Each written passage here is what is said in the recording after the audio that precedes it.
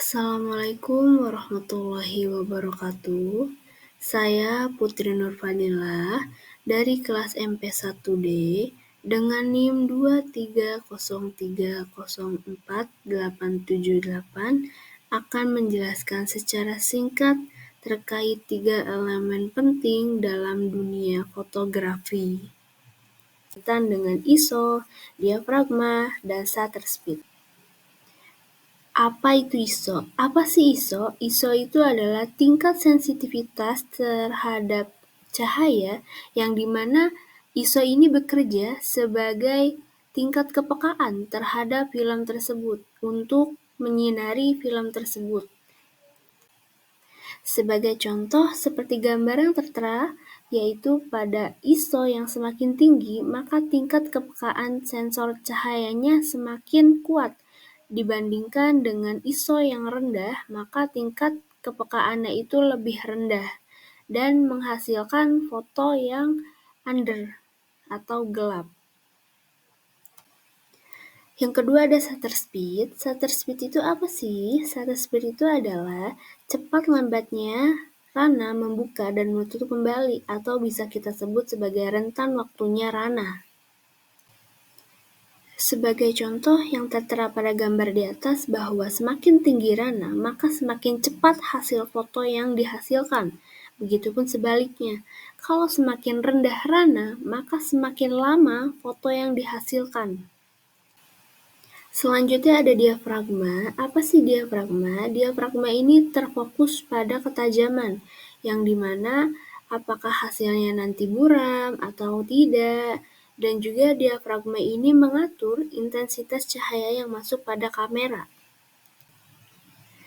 Seperti yang telah dijelaskan di awal, bahwa diafragma ini berfokus pada ketajaman, yang dimana yang dapat kita bisa lihat bahwa semakin tingginya apertur atau diafragma ini akan semakin buram tingkat ketajamannya.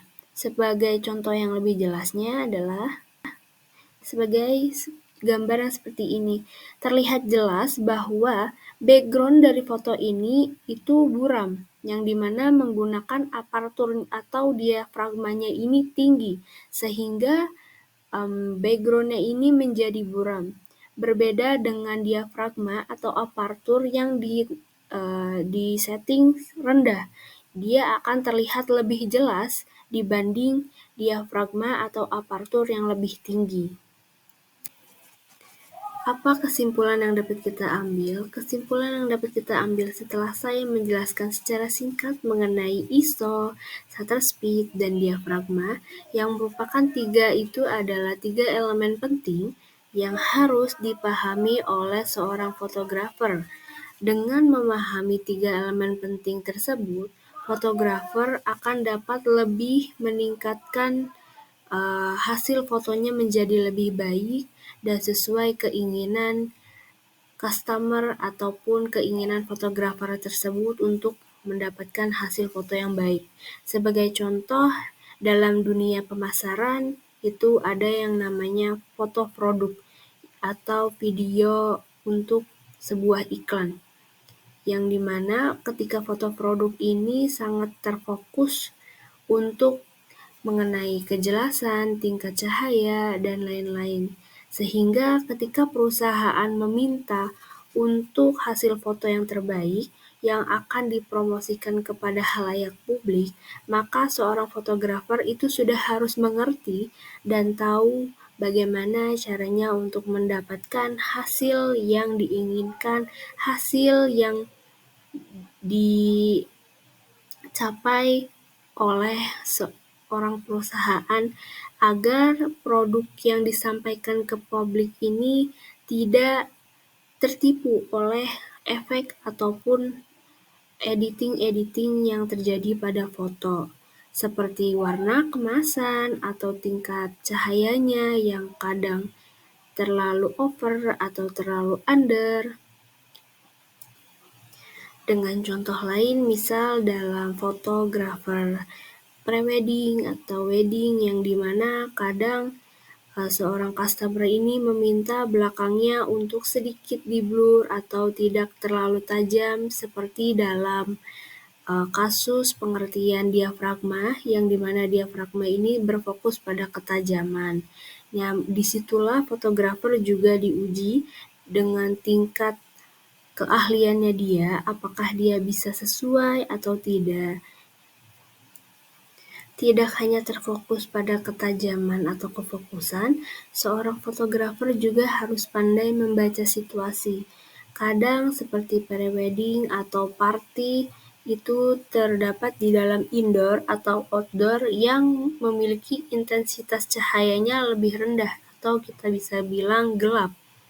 Jadi seorang fotografer juga harus pandai dengan menggunakan ISO-nya, dia harus pandai memaksimalkan dan meminimalkan ISO berapa yang harus ia gunakan agar mendapatkan hasil foto yang bagus tanpa merusak atau melebihinya melalui editing.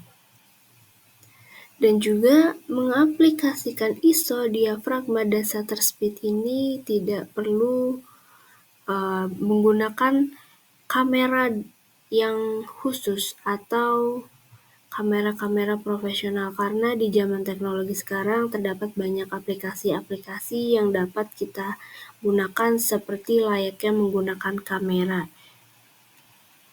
Jadi kita tidak memiliki alasan untuk tidak mempelajari 3 elemen penting tersebut dalam fotografer, karena elemen tersebut benar-benar sangat penting ketika kalian melakukan atau menginginkan hasil foto yang bagus.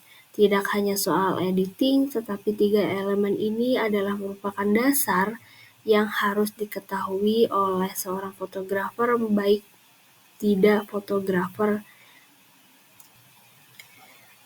Lain contoh seperti pada shutter speed, yang dimana itu berfungsi sebagai pengambilan foto secara cepat gitu ya.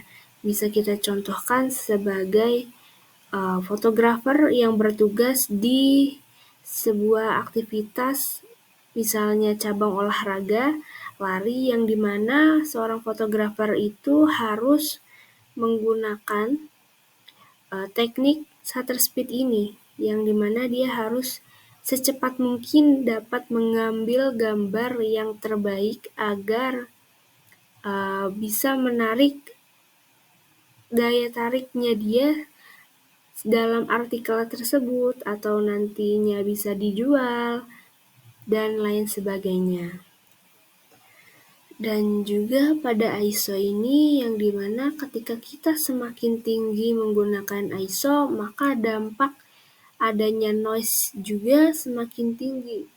Jadi apabila kalian menggunakan kamera dengan ISO yang terlalu tinggi, bisa mendampakkan noise yang cepat atau tinggi juga. Tetapi selama perkembangannya teknologi, banyak kamera-kamera yang dapat menyeting ISO tersebut, walaupun ISO tersebut bisa melakukannya tinggi dan tidak mendapatkan noise.